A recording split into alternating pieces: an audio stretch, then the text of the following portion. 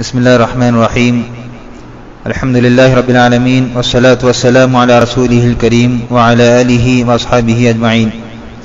أشهد أن لا إله إلا الله وحده لا شريك له وأشهد أن محمدا عبده ورسوله.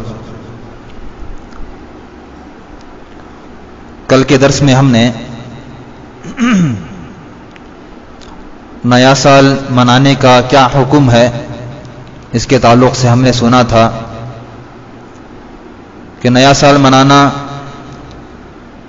برتھ ڈے کی شکل میں ہو یا نیو ایئر کی شکل میں ہو یا شادیوں کی اینیورسری کی شکل میں ہو یا کوئی بھی شکل ہو، یہ ساری کی ساری چیزیں یہود و نصارہ کی مشابہت ہیں، اس لیے یہ سب چیزیں اسلام میں ناجائز ہیں.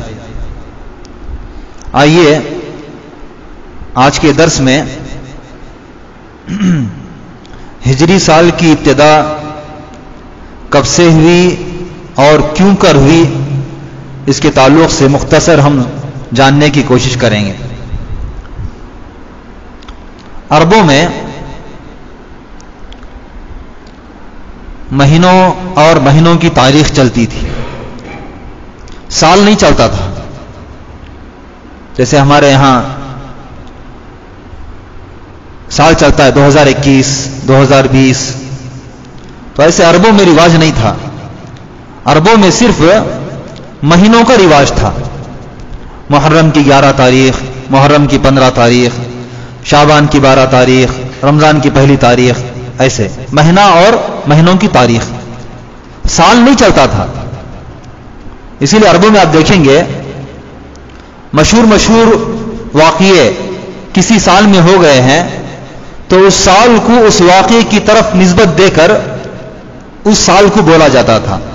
جیسے ابراہم کا جو ہاتھیوں کا واقعہ ہے، اللہ تعالیٰ نے الم تری کیف فعل ربک باصحاب الفیل میں جو ذکر کیا ہے، اس سال کو عام الفیل کہتے ہیں.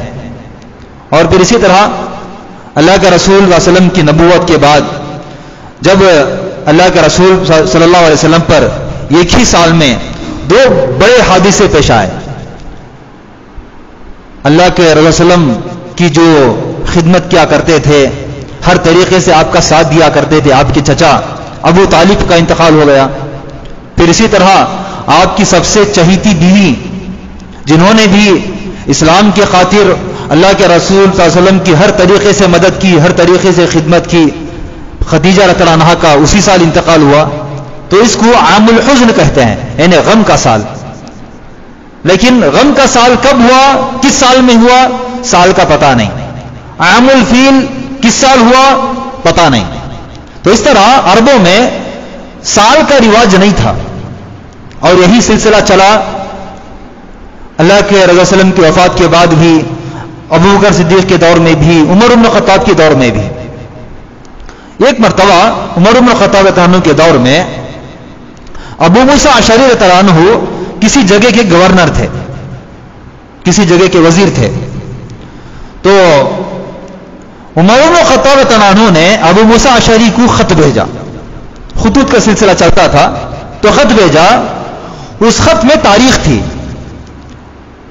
ابو موسیٰ اشعری رضی اللہ عنہ نے عمر بن الخطاب کو پھر دوبارہ خط لکھا کہ آپ کی طرف سے ہم کو جو خطوط آتے ہیں تو ان خطوط میں صرف مہینہ اور تاریخ ہوتی ہے، لیکن اس خط سے یہ نہیں پتا چلتا کہ یہ خط آپ نے اسی سال بھیجا ہے یا آپ نے گزشتہ سال بھیجا ہے. اس کا ہم کو پتا نہیں چلتا. اس سے ہم کو آپ کا حکم کب آیا ہے اس کا پتا نہیں چلتا. اس لیے آپ ایک تاریخ مرتب کیجئے. تو عمر بن الخطاب رضی اللہ عنہ کو ابو موسیٰ اشعری کی جو رائے ہے اچھی لگی. تو عمر بن الخطاب رضی اللہ عنہ نے صحابہ کو بلایا، ایک میٹنگ کی اور صحابہ سے ابو موسیٰ اشعری نے جو خط لکھا تھا وہ خط پڑھ کر سنایا اور تمام صحابہ سے اس بات کا مشورہ دینے کے لیے کہا کہ تم لوگ مشورہ دو کہ ہم کس کو تاریخ کا یا سال کا ہم ذریعہ بنائیں. تو بہت سارے صحابہ نے مختلف نام لیے. کسی صحابی نے کہا کہ اللہ کے رسول کی جو پیدائش ہوئی ہے اس پیدائش کو ہم اپنا سال بنا لیں. تو صحابہ نے اعتراض کیا کہ نہیں، اس میں نصارہ کی مشابہت ہو جائے گی، کیونکہ نصرانیوں کے یہاں عیسی چلتی ہے، میلاد چلتا ہے، عیسیٰ علیہ السلام کی پیدائش جس سال ہوئی اس سال کو انہوں نے اپنا سال کا نام بنا لیا، جیسے کہ ہمارے یہاں جو چلتا ہے 2021، یہ عیسوی چل رہی ہے، یعنی عیسیٰ علیہ السلام کو پیدا ہوئے 2021 سال ہو گئے. تو اس طرح صحابہ نے اس کو پسند نہیں کیا. بعض نے کہا کہ اللہ کے رسول کو جب نبوت ملی اس نبوت کے سال کو ہم سال بنا لیں، تو اس کو بھی بہت سارے صحابہ نے پسند نہیں کیا. اس طرح بہت سارے صحابہ نے مختلف قسم کے نام لیے. تو پھر علی بن ابی طالب رضی اللہ عنہ نے یہ مشورہ دیا کہ اے عمر بن خطاب رضی اللہ عنہ، اسلام کا سب سے بڑا واقعہ جو پیش آیا ہے وہ ہجرت کا واقعہ ہے. کیوں؟ اس لیے کہ ہجرت سے پہلے مسلمان کمزور تھے، ستائے جاتے تھے، ان کا اپنا کوئی وطن نہیں تھا کہ جس میں آزادی کے ساتھ عبادت کر سکیں، آزادی کے ساتھ اپنی مساجد بنا سکیں. لیکن ہجرت کی وجہ سے اللہ تعالیٰ نے مسلمانوں کو آزادی دی. ہجرت کے بعد مسلمان آزادی کے ساتھ رہنے لگے، آزادی کے ساتھ عبادتیں کرنے لگے، اور ہجرت کے بعد مسلمانوں کے پاس ایک طاقت آ گئی. اس سے پہلے کمزور تھے، ہجرت کے بعد مسلمانوں کے پاس طاقت آ گئی. اور پھر اس ہجرت کے بعد کفاروں سے جنگ بھی ہوئی اور جنگ میں کفار ہارے. اس کے بعد مسلمانوں کی تعداد بڑھتی رہی. تو اسی لیے ہجرت کا جو واقعہ ہے یہ ہجرت کا واقعہ اسلام کا سب سے عظیم کارنامہ ہے. تو علی بن ابی طالب نے جب یہ بات کہی تو سارے کے سارے صحابہ نے بالاتفاق علی بن ابی طالب کی بات کو مان لیا، اور ماننے کے بعد کہا کہ ہاں، ہم اسلامی سال ہم ہجرت کے اعتبار سے جوڑ کر ہم کہیں گے کہ ہمارا جو اسلامی سال ہے یہ ہجری سال ہوگا. یہ کب بنا؟ یہ ہجرت کے 17 سال بعد، ہجرت کے 17 سال بعد، ہجرت کے بعد اللہ کے رسول صلی اللہ علیہ وسلم 10 سال زندہ رہے. پھر اس کے بعد ابوبکر صدیق رضی اللہ عنہ کے 2.5 سال خلافت، ابوبکر صدیق نے 2.5 سال خلافت کی. پھر اس کے بعد عمر بن خطاب کے دور میں بھی، یہ عمر بن خطاب کے تقریباً 7 سال کے بعد یہ واقعہ پیش آیا. تو تقریباً 17 سال کے بعد یہ واقعہ پیش آیا، اور 17 سال کے بعد عمر بن خطاب نے کہا کہ ہاں، ہمارا جو اسلامی جو طریقہ ہوگا یا اسلامی حساب ہوگا وہ ہجری اعتبار سے ہوگا. پھر اسی سے ہجرت بنی، اور آج ہم جو اسلامی سال جانتے ہیں وہ اسلامی سال کو ہم اسی ہجرت کی طرف جوڑتے ہیں، ہجری سال. تو اسی لیے آج ہمارا جو ہجری سال چل رہا ہے یا ہجری سال ختم ہونے جا رہا ہے 1441، 1441، یہ ہمارا ہجرت کا سال ہے. یہ اسلامی سال کہتے ہیں اور اس کو قمری سال کہتے ہیں. پھر اسی طرح ایک اور دوسری بات جو اس میں کہنی ہے وہ یہ ہے کہ پھر صحابہ کے درمیان یہ اختلاف ہوا کہ مہینوں کی جو ترتیب ہے نا، تو اس میں کس کو پہلا مہینہ بنایا جائے. اس میں بھی پہلا مہینہ کوئی نہیں تھا. جیسے ہم کہتے ہیں نا محرم اسلامی سال کا پہلا مہینہ ہے، یہ پہلا مہینہ بھی صحابہ کے درمیان نہیں تھا. تو ترتیب ہونی چاہیے تھی.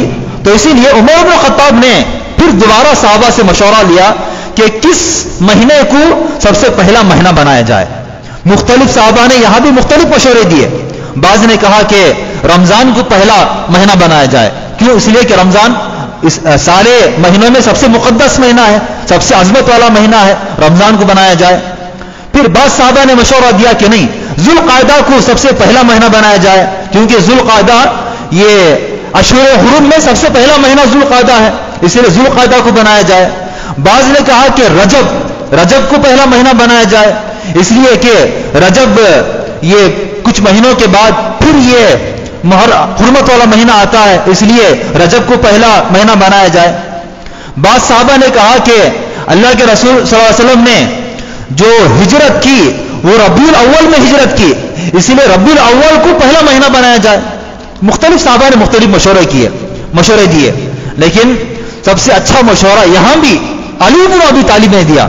یہاں بھی مشورہ علی بن ابی طالب نے دیا کہ اللہ کے رسول صلی اللہ علیہ وسلم نے ہجرت ربیع الاول میں کی، لیکن ہجرت کی جو ابتدا ہوئی وہ محرم کے مہینے میں بھی، محرم کے مہینے میں ہی اللہ تعالیٰ نے اللہ کے رسول صلی اللہ علیہ وسلم کو اور صحابہ کو ہجرت کرنے کا حکم دیا محرم کے مہینے میں. اس لیے محرم کو اسلامی سال کا سب سے پہلا مہینہ بنایا جائے.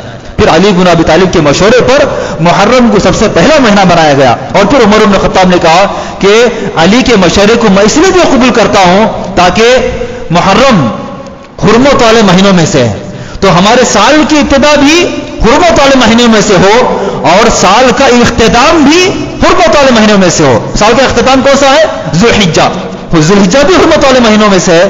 تو عمر بن خطاب نے مشورہ دیتے ہوئے کہا کہ محرم کو پہلا مہینہ بنایا جائے اور ذوالحجہ کو آخری مہینہ بنایا جائے. تو یہ ساری بحث کہنے کا مطلب یہ ہے کہ یہاں بھی دیکھیے صحابہ کے درمیان سال کا پہلا مہینہ کون سا ہے تصور ہی نہیں تھا کہ آپ اینیورسری منائیں یا آپ نیو ایئر منائیں، ہے نا. صحابہ کے مشورے کے بعد محرم پہلا مہینہ بنا ہے. تو محرم پہلا مہینہ ہونے کی وجہ سے یہ اس کی کوئی خاص فضیلت نہیں ہے. پہلا مہینہ ہونے کی وجہ سے کوئی خاص فضیلت نہیں ہے کہ آپ اس میں نیو ایئر منائیں، آپ اس میں برتھ ڈے منائیں یا آپ اس میں جشن منائیں، خوشیاں منائیں. خوشیاں منانے کے لیے اس میں کوئی سبب ہی نہیں ہے.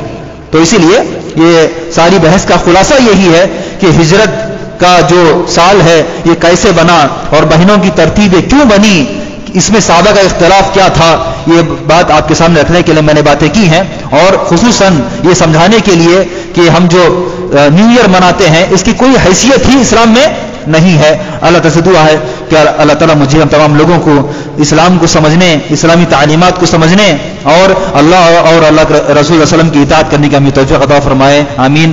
ربنا تقبل منا انک انت السمیع العلیم وتب علینا انک انت التواب الرحیم.